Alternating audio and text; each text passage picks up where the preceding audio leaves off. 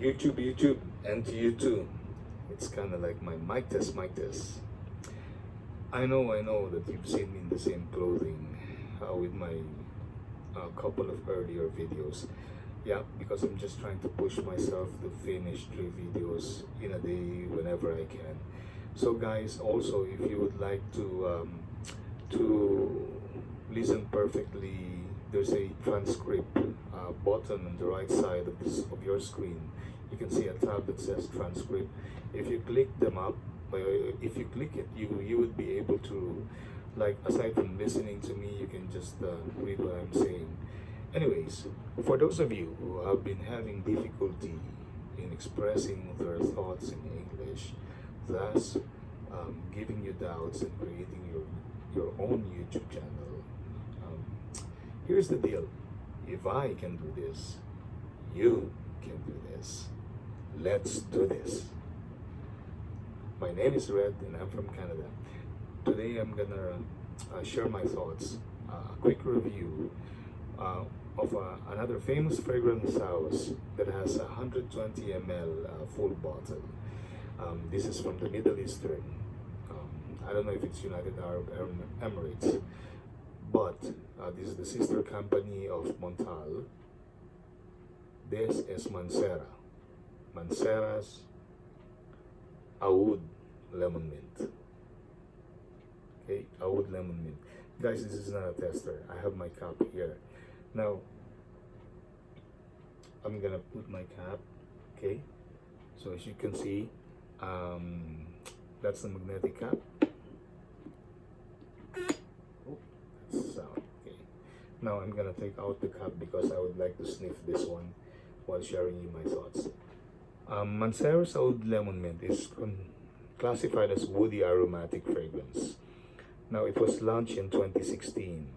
The perfumer is Pierre Montal, and top notes would be lemon, then almond, mandarin orange, pepper, coriander. Guys, I can smell the lemon in this one. I can also smell the almond. I think the almond of this one is the one that gives an impression of balminess.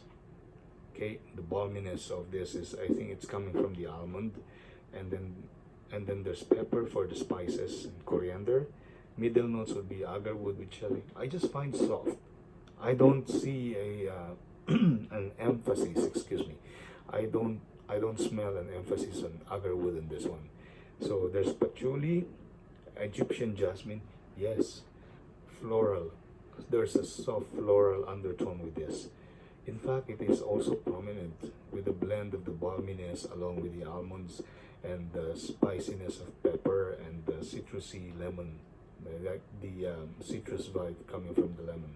So it's fruity, it's floral, but it's very masculine, and there's a little bit of there's a balminess. And spiciness. I don't know if it's balsamic, if there's any kind of tone of balsamic. I'm not sure about that. Maybe none.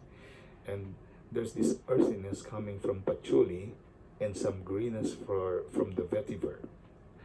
If there's a patchouli earthiness, it doesn't mean it's chocolatey. No, no. There's some perfumes that has really kind of like gives some chocolatey or gourmandish, or yeah, like chocolatey, either white or milk chocolate vibe or accord that is being coming out because of the note of patchouli. As per theory, Mugler's Angel and Angel Men, and Black Orchid from Tom Ford, and some other powerhouses perfumes that is patchouli based or mixed with patchouli note. Anyways, so there's also amber, leather, musk, and vetiver and vanilla. So with this note, I can really say that I feel and I can smell the citrus and the fruitiness of this one, of this blend, and I can also, as I've said a while ago, the bitterness and the balminess. Now, in the end, it becomes a bit kind of like a green, earthy, and woody, and musky. Okay. Now the thing is, for some reason, I don't know, correct me if I'm wrong, but I used to own a decant of Creed's Royal Oud. I can smell a little bit of Creed's Royal Oud into Aoud Lemon Mint. And you know, Creed Royal Oud is not very, it's not very strong with oud, and same with this one. Now, this perfume is deceiving because it says Oud Lemon Mint, but there's no mint on this one. There's oud, which is soft. There's lemon, which is prominent, especially at the start. But this for me is more on lemon, citrus, musk, um, jasmine, patchouli, vetiver, and amber. Now, if I smell this from the sprayer and when I try this on full wearing, this guys reminds me of the 70s. You know, when the men in the 70s in my neighborhood, they are so good grooming that they use a pomade. So for me, this is kind of like smells like the 70s pomade plus combined with the 70s aftershave, the smell of the aftershave back then, that's being used in the barber shop. So I would classify this for me as a woody aromatic fougere. So pomade, aftershave, barber shop. The smell of the 70s is right here with some improvement to make it kind of like more connected in the modern age. So it is really hard to describe this one, and with some impression for me, but don't I mean, take this in the grain of salt because it's just an impression of Creed Royal Wood. Now there is some thickness on this one also that kind of bit of like a papyrus, but it is quite head inducing if you overspray this. There's kind of like a paper smell, like a papyrus, like a smell of a sheet of paper, but up, you know, it's kind of like and it becomes a little bit headachy if I overspray this one. That's why I'm scared to overspray this because there's a little bit of headache factor with this one. Okay, but apart from that, as I've said, it's kind of like a fougere on a woody aromatic vibe, you know, and it is very nice. But setting aside the hype that it has, like 2 3 years ago, and this is quite hard to find back then. Yeah, there's also some freshness on this one. Okay, don't get me wrong. Even if I say it's balmy, there's some sort of freshness on this one. Setting aside the hype, um, had I sampled this before, I think I would not pursue for a full bottle. So this guy is a blind buy. Okay, so uh, I I won't be able to use this in summertime, especially on the high heat, because it's too thick. And it's too thick, and it smells like a pomade and aftershave. It smells like a barber shop, but not the same as sartorial. Kind of like a fougere type. I can smell the amber, the freshness, but it's once again, it's because of the almond and the patchouli and the vetiver. It becomes, and muskiness. It becomes like thick. Okay, thick aromatic woods. Anyways, so when is the best time to use this one? Um, it's tough. You cannot. I wouldn't recommend you to use this in the work or in the office. No, no. Um, Maybe on parties. You can use this in parties.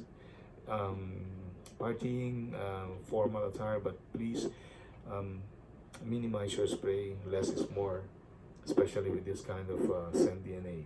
Okay, and the projection and longevity of this Oud Lemon Mint is beast. For me, this is beast mode. There's the trail in this. There's a scent trail anyone can smell you with this one. There's a scent trail, there's a silage on this one. When you leave the place, this will stick in the area even if you're no longer around. Okay, so that's my thoughts on Oud Lemon Mint from the house of Mancera. Now before I say goodbye, I would like to uh, just share a little bit. Kudos to two of the YouTuber viewers right now. One is an old timer, but he looks young still.